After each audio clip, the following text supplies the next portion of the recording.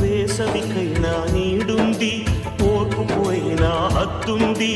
పాపం పెరిగితే భూదేవైనా కంపించకుంటుందా?